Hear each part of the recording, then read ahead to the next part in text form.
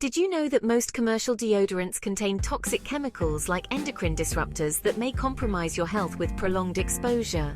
By 2021, there had been 121 research studies about the link between endocrine disruptors and the increased risk of breast cancer. Emerging science is pointing to the fact that aluminum is a neurotoxin. I don't know about you, but I'd rather avoid all of that if there's a better alternative. The good news is that you can easily make a natural alternative at home that can keep you fresh and dry even in a Georgia summer. Make sure to watch to the end when I share my tips and tricks. Hey wellness enthusiasts! Welcome to today's video where we'll be creating a DIY natural deodorant using carrier oils and essential oils without any magnesium. That's right, this is an oil-based deodorant. No more worrying about those pesky chemicals that can irritate your skin or cause other health issues. Honestly, the more I learn about the health risks of the chemicals in everyday products, the more I make my own. By the way, if you want to make faceless videos like this, check out the links to the tools I use and other hand-selected goodies in the description. Now on with the show! Alright, let's get into the nitty-gritty of why we sweat and why it sometimes smells like a locker room in hell's hottest gym. First, let's talk about sweat. It's your body's natural air conditioning system. When you're hot or stressed, those tiny sweat glands go into overdrive, pumping out a watery solution to cool you down.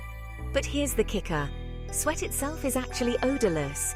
It's the bacteria party happening on your skin that turns it into a less than pleasant aroma.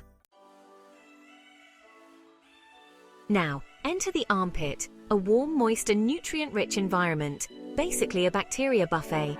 These tiny critters break down the proteins and fats in your sweat, creating those less than desirable odors. So, how do essential oils and carrier oils come into the picture? Well, certain essential oils and carrier oils have natural antibacterial and antimicrobial properties, meaning they can help keep those odor-causing bacteria at bay. But wait, there's more. Your lymphatic system, often called your body's sewer system, plays a role too. It helps remove waste and toxins from your body, including those that can contribute to body odor. And guess what else affects your scent? Your diet. Garlic, onions and spicy foods can definitely leave their mark on your body odor.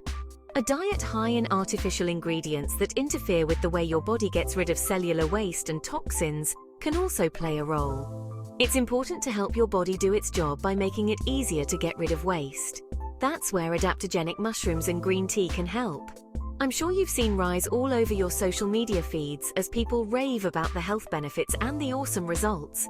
It turns out the hype is real. I now take 2 servings per day for a whole host of reasons, including delaying menopause for as long as possible. I'm making a video about that soon, so make sure to turn on your notifications if you're interested. Also, if you want to try Rise for 15% off, check out the link in the description.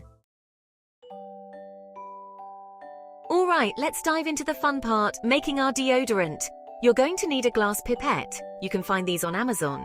2 glass dropper bottles, either 30 milliliters or 60 milliliters, an 8-ounce mason jar with a lid, and your choice of essential oils and carrier oils from the list that follows.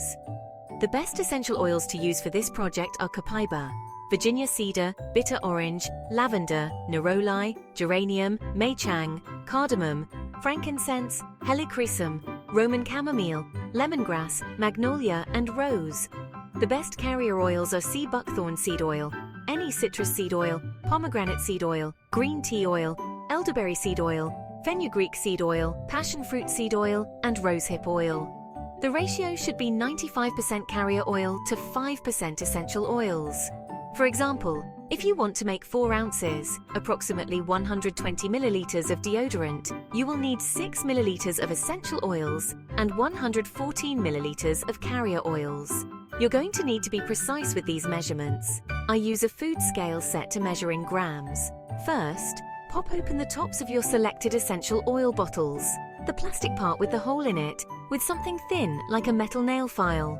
Place one of your glass dropper bottles on the scale and allow it to tare to 0.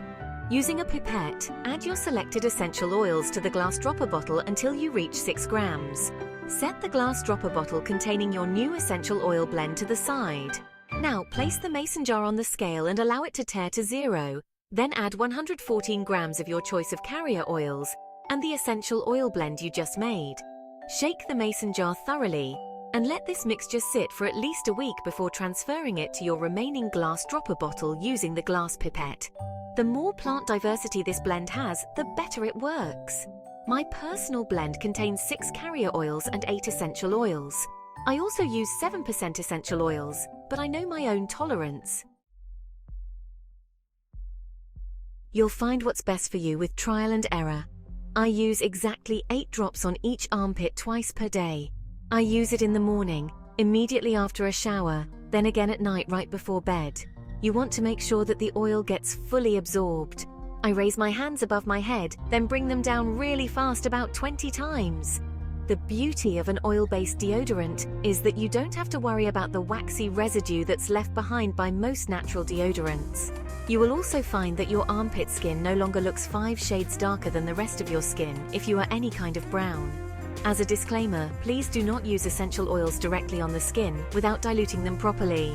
Also, use the highest quality ingredients you can find, organic if possible, from brands who have an excellent reputation. So, did you learn something new today? That's exactly why this channel exists. Now I want to hear from you. Have you tried making your own deodorant before? What worked for you? Drop your thoughts in the comments below. If you found this video to be at all helpful, please hit the like button. It's an easy way to support this channel, and it literally only takes 2 seconds of your precious time. Don't forget to turn on notifications and check out my other videos for more tips on wellness and natural remedies. Thanks for watching to the end. See you next time.